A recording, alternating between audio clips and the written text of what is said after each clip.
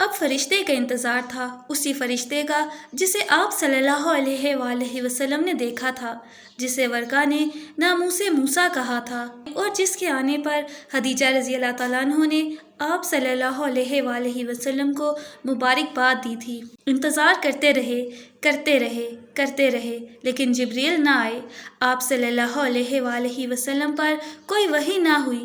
دل میں پھر ایک طوفان اٹھا، اس وقت میں کیا کروں؟ لوگوں کو کس طرح دعوت دوں؟ یہ سمجھانے کے لیے جبریل کیوں نہ آئے؟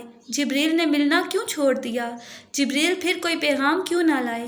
آپ صلی اللہ علیہ وآلہ وسلم بہت فکر مند ہوئے، دمکتا ہوا چہرہ بجھ گیا، ہنستا ہوا دل رونے لگا۔ بی بی خدیجہ کا بھی کچھ یہی حال تھا، وہ بھی آپ صلی اللہ علیہ وآلہ وسلم کی طرح بہت فکر مند ہوئیں، رات و دن غم میں گلنے لگیں، لیکن ضبط سے کام لیا، دل کا غم چہرے پر نہ آنے دیا، جہاں تک ہو سکا تسلی دی، جس طرح ہو سکا آپ صلی اللہ علیہ وآلہ وسلم کا دل بہلایا۔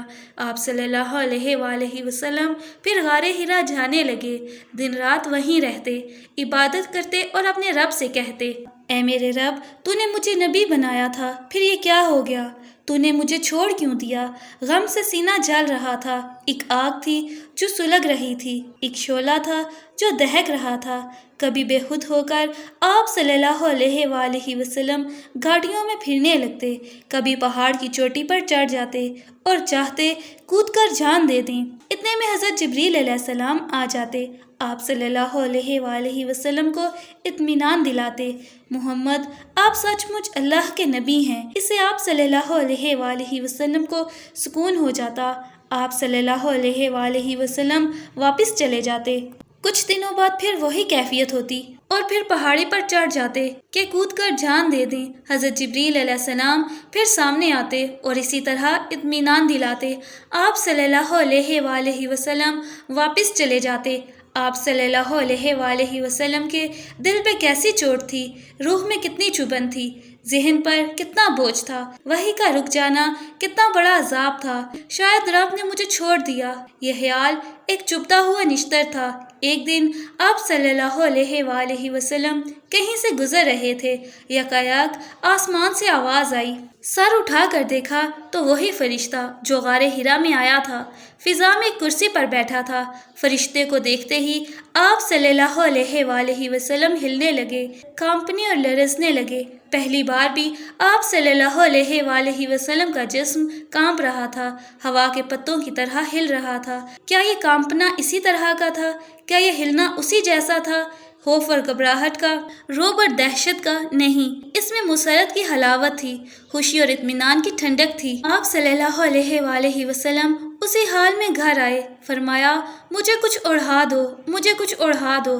آپ صلی اللہ علیہ وآلہ وسلم پہ ایک چادر ڈال دی گئی کہ اتنے میں وہی فرشتہ وہی لے کر آ گیا۔ یا ایھا المدثر قم فانذر وربك فكبر وثيابك فطهر والرجز فاهجر۔ اے کپڑے میں لپٹنے والے، اٹھو، لوگوں کو ڈراؤ اور اپنے رب کی بڑائی بیان کرو اور اپنا دل پاک رکھو، شرک کی ناپاکی سے الگ رہو۔ اب کلیجے کو ٹھنڈک نصیب ہو گئی، ذہن کو سکون مل گیا، طبیعت کو اطمینان ہو گیا، سب اندیشے دور ہو گئے، سارے خطرے جاتے رہے۔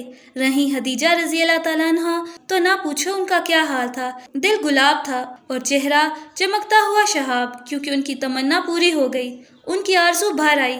وحی کا انتظار تھا، وحی پھر آ گئی۔ اس کے بعد کئی بار وحی آئی، حضرت جبریل علیہ السلام آتے رہے، رب کا پیغام سناتے رہے، لیکن خدا کا کرنا کچھ دنوں بعد پھر وحی رک گئی۔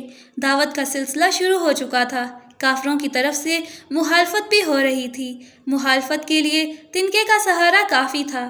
وحی کا رک جانا تو خیر بہت بڑی بات تھی، انہوں نے اس موقع سے فائدہ اٹھایا، بولے یہ تو خوب نبی ہیں۔ 2-4 دن آسمان سے بات چیت رہی، جبریل کا آنا جانا رہا اور پھر غائب، کلام پیام سب بند۔ تو بھائی محمد، معلوم ہوتا ہے تمہارا رب تم سے روٹھ گیا، اسی لیے اتنے دنوں سے منہ نہیں لگایا۔ وحی کا رک جانا تو آپ صلی اللہ علیہ وآلہ وسلم پر یوں ہی بار ہوتا اور پھر کافروں کا طعنہ تبا نازک پر تیر کا کام کرتا۔ آپ صلی اللہ علیہ وآلہ وسلم سخت بے چین ہوئے، لیکن زیادہ دن نہ ہوئے کہ حضرت جبریل پھر وحی لے کر آ گئے۔ وَالضُّحَىٰ وَاللَّيْلِ إِذَا سَجَىٰ مَا وَدَّعَكَ رَبُّكَ وَمَا قَلَىٰ وَلَلْآخِرَةُ خَيْرٌ لَكَ مِنَ الْأُولَىٰ وَلَسَوْفَ يُؤْتِيكَ رَبُّكَ فَتَرْضَىٰ أَلَمْ يَجِدْكَ يَتِيمًا فَآوَىٰ وَوَجَدَكَ ضَالًّا فَهَدَىٰ وَوَجَدَكَ عَائِلًا فَأَغْنَىٰ فَأَمَّا الْيَتِيمَ فَلَا تَقْهَرْ وَأَمَّا السَّائِلَ فَلَا تَنْهَرْ وَأَمَّا بِنِعْمَتِ رَبِّكَ فَحَدِّثْ۔ سورۃ ضحیٰ۔ گواہ ہے سورج کی روشنی اور رات کی تاریکی جب وہ چھا جائے۔ آپ کے رب نے نہ آپ کو چھوڑا ہے نہ آپ سے ناخوش ہے، اور آپ کے لیے انجام ابتدا سے بہتر ہے۔ جلد ہی آپ کا رب آپ کو دے گا اور آپ خوش ہو جائیں گے۔ کیا ایسا نہیں کہ اس نے آپ کو یتیم پایا تو ٹھکانہ دیا، بے خبر پایا تو سیدھی راہ سجائی، اور محتاج پایا تو مالدار کر دیا؟ تو آپ کسی یتیم کے ساتھ سختی نہ کریں، نہ کسی سائل کو جھڑکیں، اور اپنے رب کی اس نعمت کا چرچا کرتے رہیں۔ اللہ اللہ۔ خدا آپ صلی اللہ علیہ وآلہ وسلم سے ناراض نہیں ہوا، ناخوش ہو کر چھوڑ نہیں دیا، بلکہ رحمتوں سے ڈھانپ لیا، نعمتوں سے نہال کر دیا۔ اب وحی برابر آنے لگی۔ آپ صلی اللہ علیہ وآلہ وسلم کے پاس حضرت جبریل علیہ السلام آتے، آپ صلی اللہ علیہ وآلہ وسلم کو اللہ کی آیتیں سناتے اور بتاتے کیا کریں، کس طرح کریں۔ حضرت جبریل علیہ السلام نے بتایا کس طرح وضو کریں، کس طرح نماز پڑھیں۔ ایک دن آپ صلی اللہ علیہ وآلہ وسلم مکہ کے بالائی علاقے میں تھے۔ حضرت جبریل علیہ السلام آئے، آپ صلی اللہ علیہ وآلہ وسلم کے سامنے وضو کیا اور بتایا جب نماز پڑھنی ہو تو اس طرح پاک ہوں۔ آپ صلی اللہ علیہ وآلہ وسلم نے بھی اسی طرح وضو کیا۔ پھر حضرت جبریل علیہ السلام کھڑے ہوئے، آپ صلی اللہ علیہ وآلہ وسلم کو نماز پڑھ کر دکھائی۔ آپ صلی اللہ علیہ وآلہ وسلم نے بھی انہی کی طرح نماز پڑھی۔ اس کے بعد حضرت جبریل علیہ السلام چلے گئے۔ آپ صلی اللہ علیہ وآلہ وسلم خدیجہ رضی اللہ تعالیٰ عنہ کے پاس آئے، ان کے سامنے وضو کیا، پھر فرمایا نماز پڑھنے کے لیے پاک ہونے کا یہی طریقہ ہے۔ بی بی خدیجہ رضی اللہ تعالیٰ عنہ نے بھی اسی طرح وضو کیا۔ پھر آپ صلی اللہ علیہ وآلہ وسلم نماز کے لیے کھڑے ہو گئے۔ بی بی خدیجہ رضی اللہ تعالیٰ عنہ نے بھی آپ صلی اللہ علیہ وآلہ وسلم کے ساتھ نماز پڑھی۔